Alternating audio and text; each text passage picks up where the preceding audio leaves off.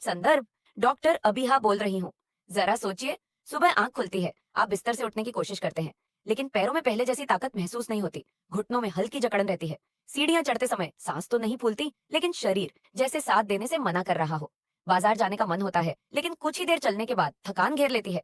और तब अक्सर मन में एक ही बात आती है, अब उम्र हो गई है, ऐसा तो होना ही था। लेकिन क्या सचमुच ऐसा होना जरूरी है? क्या 60 के बाद कमजोरी, थकान और शरीर का धीरे धीरे साथ छोड़ना एक सामान्य बात है? या फिर कहीं ऐसा तो नहीं कि आपका शरीर आपको किसी जरूरी चीज की कमी का संकेत दे रहा है? हो सकता है आपने भी ध्यान दिया हो कि कुछ लोग 70 की उम्र में भी फुर्तीले दिखाई देते हैं। वे खुद बाजार जाते हैं, अपने काम करते हैं, पोते पोतियों के साथ खेलते हैं और दिन भर सक्रिय रहते हैं। वहीं कुछ लोग 60 के आसपास पहुंचते पहुंचते ही बेहद कमजोर महसूस करने लगते हैं। आखिर ऐसा क्यों होता है? क्या फर्क सिर्फ किस्मत का है? नहीं, इसका एक बहुत बड़ा कारण आपकी रोज की थाली में छिपा हो सकता है। और आज मैं आपको एक ऐसी बात बताने वाली हूँ जिसे सुनकर शायद आप अपनी रसोई को बिल्कुल अलग नजर से देखने लगे। क्योंकि कई लोग आज भी यह मानते हैं कि ताकत पाने के लिए महंगी चीजें खाना जरूरी है। कोई कहता है रोज गोश्त खाओ, कोई कहता है महंगे सप्लीमेंट लो, कोई कहता है कि उम्र बढ़ने के बाद शरीर को ताकत देना बहुत मुश्किल हो जाता है। लेकिन असली कहानी इससे बिल्कुल अलग है। और इस कहानी का सबसे चौंकाने वाला हिस्सा मैं आगे बताऊंगी। पहले एक छोटी सी घटना सुनिए। कुछ समय पहले एक बुजुर्ग व्यक्ति मुझसे मिलने आए। उम्र लगभग 68 साल थी। उनकी सबसे बड़ी शिकायत यह नहीं थी कि उन्हें कोई गंभीर बीमारी है। उनकी परेशानी कुछ और थी। उन्होंने कहा, डॉक्टर साहिबा, मैं हर दिन खाना ठीक से खाता हूँ, दूध पीता हूँ, फल खाता हूँ, फिर भी शरीर में पहले जैसी ताकत नहीं बची। मैंने उनसे कई सवाल पूछे। उनकी दवाओं के बारे में पूछा, उनकी नींद के बारे में पूछा। फिर मैंने एक सवाल पूछा, आप दिन भर में प्रोटीन के लिए क्या खाते हैं? उन्होंने जो जवाब दिया वही शायद लाखों लोगों का जवाब हो सकता है। उन्होंने कहा, जब मौका मिलता है तब थोड़ा गोश्त खा लेता हूँ, बाकी तो सामान्य खाना ही चलता है। यहीं पर मुझे समझ आ गया कि समस्या कहाँ छिपी हुई है। देखिए, उम्र बढ़ने के साथ शरीर बदलता है। मांसपेशियां धीरे धीरे कम होने लगती हैं। शरीर को पहले से ज्यादा पोषण चाहिए होता है, लेकिन सबसे बड़ी समस्या यह होती है कि हम वही पुरानी आदतें जारी रखते हैं। और यही आदतें धीरे धीरे कमजोरी को बढ़ा सकती हैं। लेकिन अभी सबसे जरूरी बात बाकी है, क्योंकि समस्या सिर्फ यह नहीं कि हम क्या खाते हैं, समस्या यह भी है कि हम क्या नहीं खाते। और जिस चीज को हम अक्सर साधारण समझकर नजरअंदाज कर देते हैं, वही कई बार शरीर की असली जरूरत होती है। जरा अपने बचपन को याद कीजिए। घर में दादी या नानी अक्सर कहती थीं कि साधारण खाना सबसे अच्छा होता है। उस समय शायद हमें उनकी बात पुरानी लगती थी, लेकिन आज विज्ञान भी बार बार यही संकेत दे रहा है कि कई पारंपरिक खाद्य पदार्थ उम्र बढ़ने के बाद शरीर को महत्वपूर्ण पोषण दे सकते हैं। फिर भी एक बड़ी गलती लगभग हर घर में हो रही है। लोग पेट भरने पर ध्यान देते हैं, लेकिन शरीर को बनाने वाले पोषण पर ध्यान नहीं देते। नतीजा, खाना भरपूर खाया जाता है, फिर भी कमजोरी बनी रहती है। वजन कभी कभी बढ़ भी जाता है, लेकिन ताकत नहीं बढ़ती। क्या आपने कभी ऐसा महसूस किया है, पेट भरा हुआ है लेकिन शरीर में ऊर्जा नहीं है, सुबह उठते ही थकान महसूस होती है, चलने का मन नहीं करता, सीढ़ियां दुश्मन जैसी लगती हैं? अगर हाँ, तो आगे जो मैं बताने वाली हूँ वह आपके लिए बेहद महत्वपूर्ण हो सकता है। क्योंकि आज हम उन 4 देसी खाद्य पदार्थों की बात करेंगे जिन्हें बहुत से लोग साधारण समझकर नजरअंदाज कर देते हैं। लेकिन उनमें से एक ऐसा है जिसे सुनकर शायद आप हैरान रह जाएंगे, क्योंकि अधिकांश लोग उसे गलत समझते हैं। कुछ लोग उसे भारी मानते हैं, कुछ लोग उसे बुजुर्गों के लिए अनुपयुक्त मानते हैं। लेकिन सच शायद बिल्कुल अलग हो सकता है। और उसी तक पहुंचने से पहले हमें यह समझना होगा कि आखिर 60 के बाद शरीर में ऐसा क्या बदलता है। गौर कीजिए, जब हम युवा होते हैं तब शरीर छोटी छोटी कमियों को भी संभाल लेता है, लेकिन उम्र बढ़ने के साथ शरीर की क्षमता बदलने लगती है। मांसपेशियों का प्राकृतिक क्षय शुरू होता है। इसी कारण कई लोगों को कुर्सी से उठते समय हाथ का सहारा लेना पड़ता है। कई लोग चलते समय संतुलन खोने लगते हैं। कई लोगों को लगता है कि उनके पैरों की ताकत पहले जैसी नहीं रही। और यही वह समय होता है जब सही भोजन की भूमिका सबसे ज्यादा महत्वपूर्ण हो जाती है। लेकिन कहानी यही खत्म नहीं होती, क्योंकि सिर्फ सही भोजन जान लेना काफी नहीं है, उसे सही तरीके से खाना भी जरूरी है। और यहीं अधिकांश लोग एक ऐसी गलती कर बैठते हैं जो अच्छे भोजन का फायदा कम कर देती है। आखिर वह गलती क्या है? क्या सिर्फ भोजन चुनना काफी नहीं? क्या खाने का समय भी महत्वपूर्ण है? क्या बनाने का तरीका भी फर्क डाल सकता है? इन सवालों का जवाब मैं आगे दूंगी। लेकिन उससे पहले आपको पहले उस पहली देसी चीज के बारे में जानना होगा जिसे बहुत लोग सिर्फ बीमारों का खाना समझते हैं। जबकि सच्चाई यह है कि 60 के बाद वही कई लोगों के लिए ताकत का एक महत्वपूर्ण स्रोत बन सकती है। और इसकी सबसे दिलचस्प बात यह है कि यह लगभग हर घर की रसोई में मौजूद होती है। लेकिन इसका असली महत्व बहुत कम लोग समझते हैं। पहली चीज है मूंग की दाल। शायद आपने भी यह बात कई बार सुनी होगी कि मूंग की दाल तो बीमार लोगों को दी जाती है।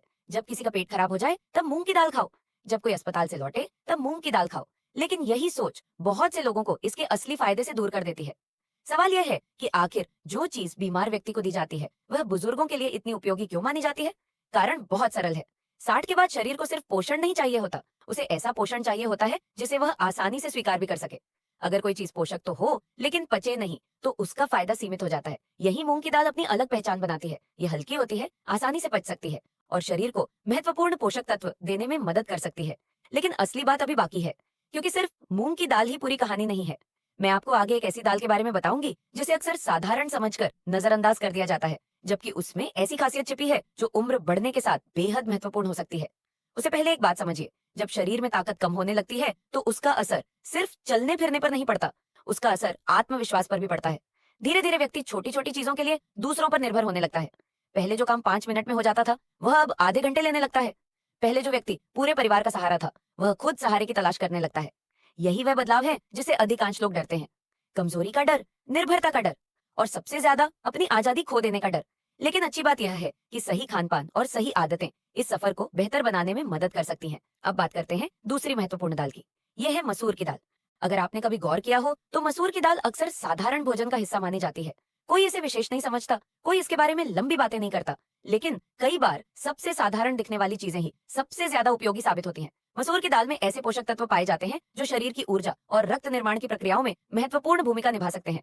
यही कारण है कि कुछ लोगों को इसे नियमित रूप से भोजन में शामिल करने से अधिक सक्रिय महसूस होने में मदद मिल सकती है। लेकिन यहाँ एक दिलचस्प बात है, बहुत से लोग दाल तो खाते हैं, लेकिन उसे इस तरह बनाते हैं कि उसका पूरा लाभ नहीं मिल पाता।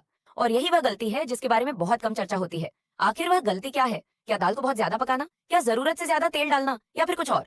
इसका जवाब मैं थोड़ी देर में दूंगी, क्योंकि अभी हमें तीसरी महत्वपूर्ण चीज तक पहुंचना है। और यह तीसरी चीज उन लोगों के लिए खास हो सकती है जो अक्सर भोजन के बाद सुस्ती महसूस करते हैं। क्या आपने ऐसा अनुभव किया है? दोपहर का खाना खाने के बाद आंखें भारी हो जाती हैं, कुछ करने का मन नहीं करता, शरीर जैसे धीमा पड़ जाता है। अगर हाँ, तो इसके पीछे सिर्फ उम्र ही जिम्मेदार नहीं होती। कई बार भोजन का चुनाव भी भूमिका निभाता है, और यही चना दाल का नाम सामने आता है। चना दाल को लंबे समय से पारंपरिक भोजन का हिस्सा माना जाता रहा है। यह धीरे धीरे पचती है, लंबे समय तक पेट भरा महसूस कराने में मदद कर सकती है, और कई लोगों को दिन भर अधिक स्थिर ऊर्जा महसूस कराने में सहायक हो सकती है। लेकिन कहानी यहीं खत्म नहीं होती, क्योंकि अभी वह चौथी चीज बाकी है जिसके बारे में मैंने शुरुआत में संकेत दिया था।